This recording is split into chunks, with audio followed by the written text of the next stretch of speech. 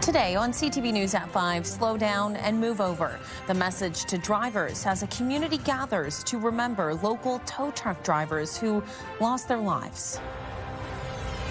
Plus, new data paints a grim picture of how Canadians feel about crime in their communities. And going for gold at the Ontario Curling Championships. The highlights on and off the ice in Elmira. CTV News at 5 starts right now.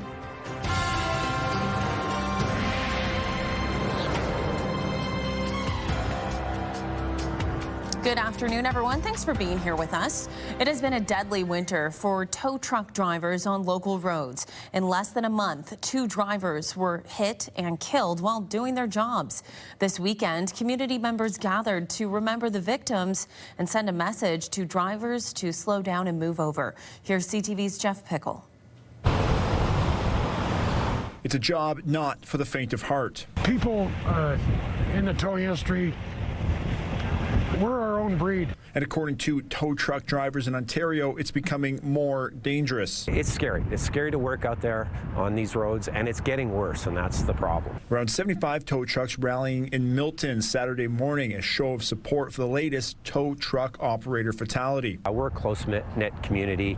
All the drivers know each other across the province, and it affects us. We live this every single day, driving out here. On December 27th, tow truck driver Kodiar Azimi was struck and killed in Wellington County. His friends and family joining the tow trucks, passing out prints of his picture. He's my best friend and then very close friend.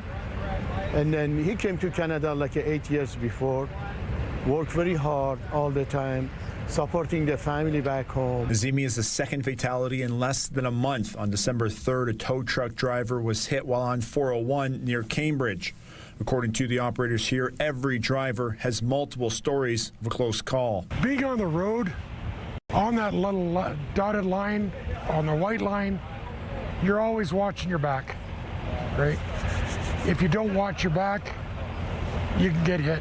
It takes 1 second. For Doug Medlin of St. Thomas, his close call nearly killed him. January 31st of last year, while recovering a school bus, I myself had an encounter with a snowplow that darn near could have ended my life. Escaping with minor injuries, Medlin says the collision has had lasting impacts in other ways. Laying down under a truck pulling a drive shaft, that I hear the sound of the rumble strips, and it still scares me.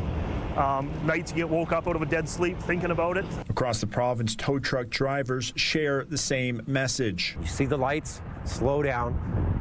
Given the opportunity, move over. It's the law. You must do it. You're still seeing a lot of people that are completely oblivious to the dangers that we are facing on the side of the road. They ask drivers not just to think about the penalty, but to remember the person putting themselves in harm's way. I think it's 6 points now, $750.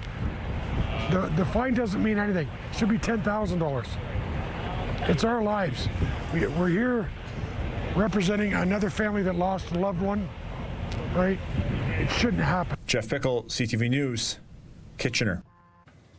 A new daytime drop-in space for people experiencing homelessness in Guelph did not open today as planned. The city previously announced it approved a partnership between a pair of local shelters to open the space. But construction delays and a failure to reach a formal agreement means the daytime shelter program has been scrapped, at least for now. There are efforts underway to figure out how the city can still open a daytime drop-in space. City councillors will discuss next steps during an emergency meeting, which will be held behind closed doors tomorrow. And CTV's Karis Mapp joining us in the house today with your weather forecast. Happy Monday to you, my friend. Happy Monday, cloudy Monday. Cloudy Monday. How do you feel about the clouds? Well, I just feel like let's say over the course of January so far, we really haven't seen a whole lot of sunshine at all. So I feel like I'm actually sadly starting to get used to cloudy days. I kind of let you lead the reins on that because I was not going to say any poor things about the cloudiness, but because someone's going to write in and say, I'm allergic to the sun. This is my time. So we see you, we hear you, and this is your moment. Get out there, enjoy that cloud coverage for the rest of us. As you can see on our satellite radar, mostly cloud coverage, even just kind of clearing out. It's not too cloudy, not too much happening today. I'm not going to lie, I was kind of thrilled to see no weather statements or anything like that. So this is just what Monday is going to bring, kind of cloud coverage. That's okay with me. Looking at our stuff just right now, so temperature -2 degrees, not too windy, barometer of 101, which is right on par with the standard atmospheric pressure. So everything's right in line, kind of a good way to start your Monday. And taking a look outside right now, so as we see still that cloud coverage, busy on the roads, as we can see the snow kind of melting away. If you want to get out and do a walk or something, now's the time. It's still some sunlight under that cloud coverage, but not sunset yet, so get out there. It looks beautiful. Yeah, like you said, Karis, the big takeaway here, conditions very calm to start the week. We'll take a quick break. We'll tell you what you need to know. Women interested in learning to line dance can start tomorrow evening in Cambridge. It's a class for beginners at Fireside Haven Studio. It begins at 5:45. $5 to drop in. You can meet some new people and learn the basics of line dancing. Stay with us.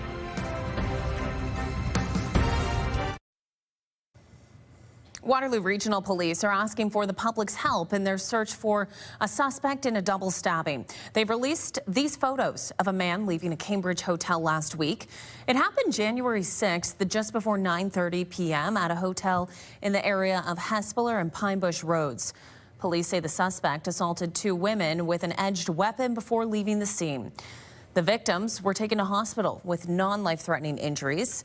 Anyone who recognizes the man in the photos is asked to contact regional police. Officials have arrested a man wanted in connection to the theft of gold from the Toronto Pearson Airport in 2023. Police say 43-year-old Arsalan Chowdhury was arrested earlier today after landing from Dubai. A total of 10 people have now been arrested in connection to the gold heist. Police say the equivalent of 6,600 gold bars were stolen from Air Canada's cargo facility. The stolen gold is estimated to be valued at $20 million. Police say 2 suspects remain at large, including a former Air Canada employee. An Ontario man accused of laundering money for an international drug smuggling operation, allegedly headed by former Canadian Olympic snowboarder Ryan Wedding, appeared in an Ontario court today for a bail hearing. Roland Sokolowski was arrested last fall with several other Canadians accused of working for Wedding, an alleged drug kingpin listed as one of the FBI's most wanted. U.S. authorities allege Sokolowski oversaw the organization's books. Several days have been set aside for the bail hearing. And new data is out highlighting how many Canadians feel about crime in their communities. 62% of those surveyed in a new poll by the Angus Reid Institute say they believe crime has been on the rise in recent years. But one expert says such sentiment may not be reflective of reality. What's really important here is that people don't feel safe. They feel that they're, threat of violence to them, property crimes close to them.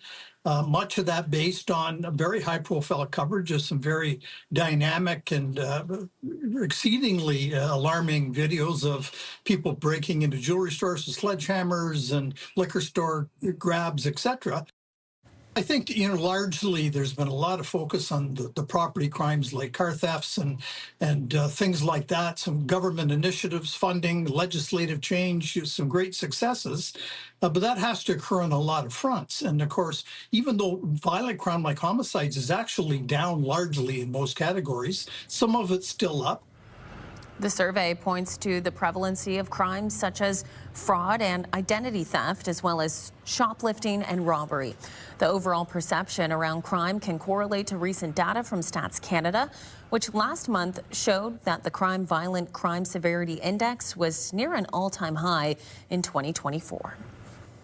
A Cambridge City Councillor would like to see the fountains at Hespeler and Pine Bush Roads have water running through them again. The fountains were part of the Nob Hill Farms store at that corner. The grocery terminal shut down in 2000, the site becoming a Home Depot a few years later. The water was briefly turned back on in 2005, but then stopped again. Ward 7 Councillor Scott Hamilton is preparing a motion that, if passed, will ask city staff to look at a potential partnership with Home Depot to get water flowing through the 3 towers again. The key to this is not to raise anyone's taxes because we're in an affordability crisis, but look at the reserve funds the city has in place to construct awesome pieces of architecture that are exactly like this, and to look at when we could bring those into play in a manner that's feasible. The motion is expected to go before council next month. In a statement, Home Depot Canada says the company, quote, has been in touch with the City of Cambridge and looks forward to continuing discussions regarding the fountains.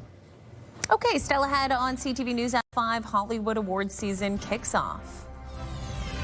The Golden Globes take center stage with many Canadians taking home some hardware. We'll have the highlights coming up. And before we go to break, we'll check our need-to-know calendar. Kelsey's Original Roadhouse is hosting a paint night tomorrow, 6:30 to 8:30. The theme of the event is I'm Snow Happy. Spots are limited. Tickets are $35. Staff say it's a perfect night for girls' night, date night, or an office get-together. Stay with us.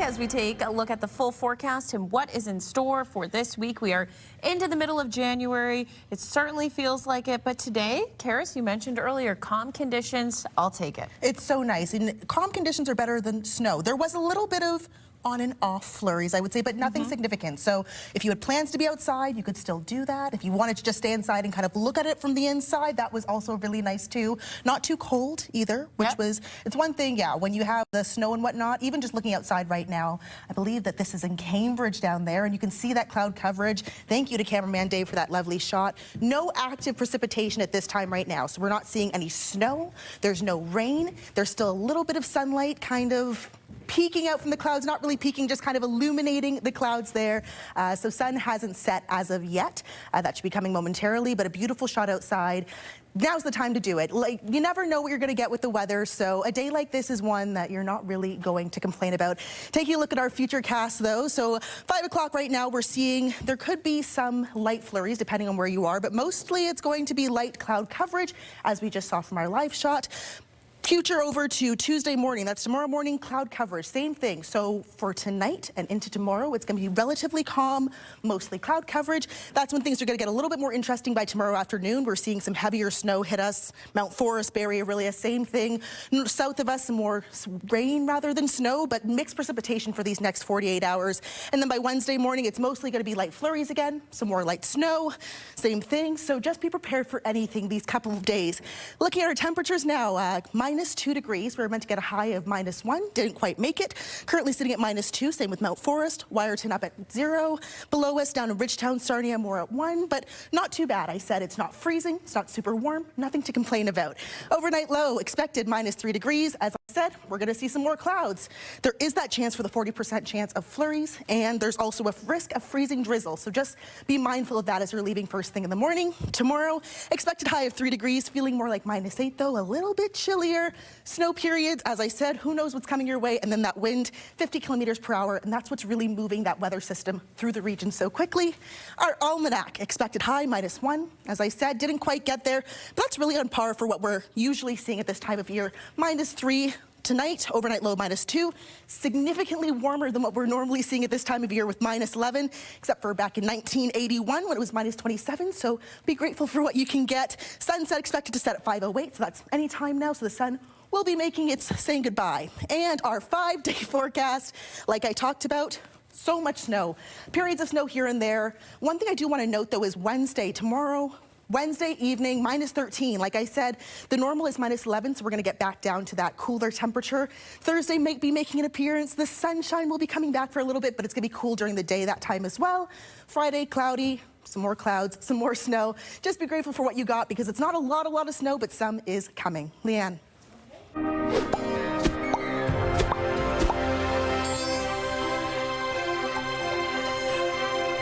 Paris, thanks very much. Now we'll take a look at what is trending. And it was a big night at the Golden Globe Awards for Canadian Seth Rogen and his show The Studio, and K-pop Demon Hunter co-writer Maggie Kang.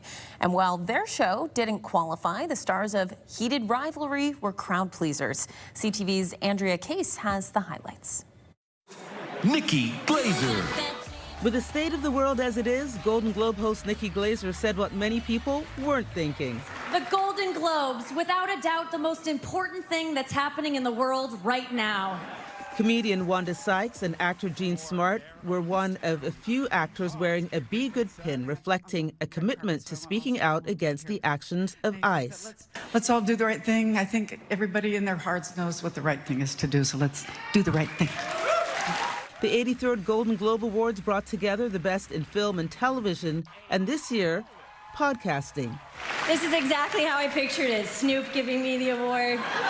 Thank you so much. Tiana Taylor. A surprise win for one battle after another, supporting actor Tiana Taylor with a message to young people who look like her. Our light does not need permission to shine. We belong in every room we walk into. Our voices matter and our dreams deserve space. Thank you so much, everybody. Thank you.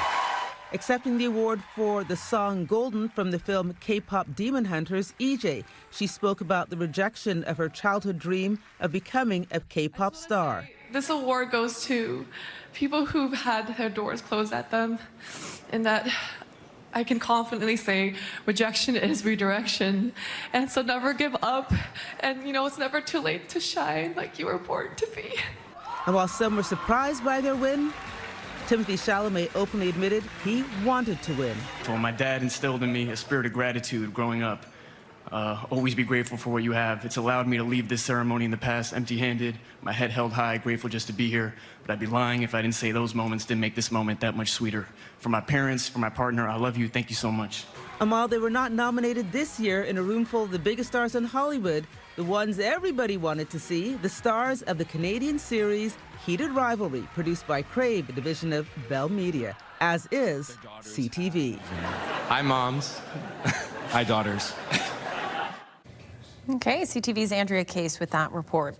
Canadian tennis player Milos Raonic has announced his retirement from professional tennis. The Thornhill native last competed at the 2024 Paris Olympics, where he was eliminated in the first round. In his prime, he was ranked as high as number 3 by the Association of Tennis Professionals in men's singles. He won 8 ATP Tour titles and reached the finals of the 2016 Wimbledon Championships, where he lost to Andy Murray in straight sets. He reached the quarterfinals in 10 Grand Slam main draws, putting together an impressive 92-37 career record at major tournaments.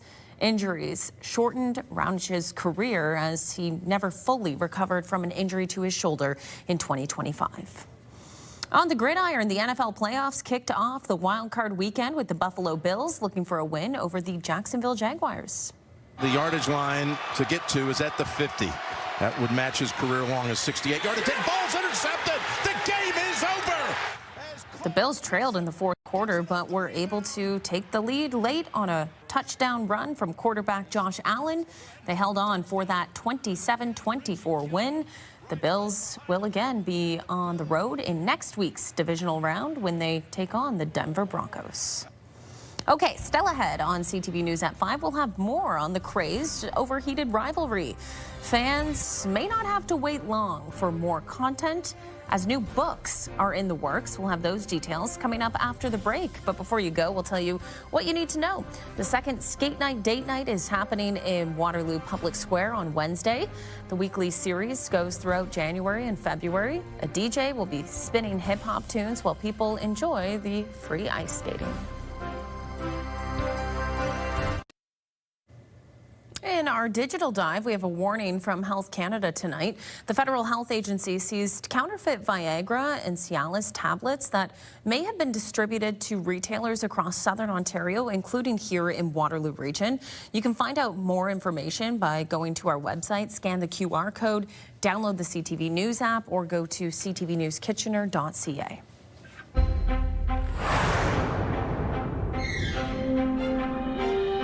And here's the final 5 stories we're following. Air Canada says one of its crew members was accidentally locked in the cargo hold before a recent flight out of Pearson Airport. In a statement to CTV News, Air Canada says the incident occurred on December 13th on an Air Canada flight from Toronto to Moncton, New Brunswick. The airline says the doors to the plane inadvertently closed while a grounds crew member was inside. Once it was discovered, the plane returned to the gate and the door was opened. The crew member was not hurt. One of the world's most active volcanoes is putting on a show again. Lava was visible inside the Kilauea volcano on the Big Island of Hawaii late last night into early this morning.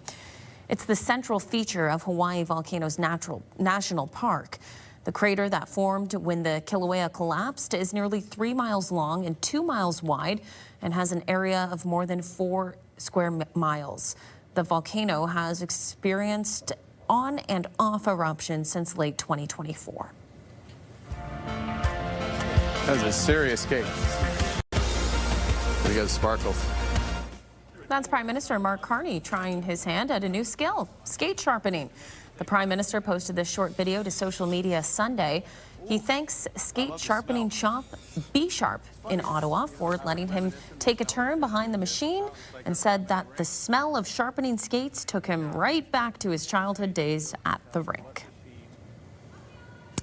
After a week of curling in Elmira, the men's and women's provincial champions have been determined. On the men's side, Team King from Tillsonburg have been crowned the champs, and Team Armstrong, throwing out of Whitby, won the women's side. I'm excited to get back to the Scotties for the 3rd time. I'm excited to go as a skip now, so I'm really excited to get back there. It's nice it'll be in Mississauga for everyone to watch. All of our family can come.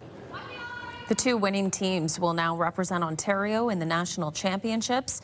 The tournament was hosted by the Elmira Curling Club, who says the week was a huge success. And if you can't get enough of the show Heated Rivalry, well, fans will have a new way to indulge their passion later this year. A book will be published in September, focusing on the love story between the 2 main characters of the TV show.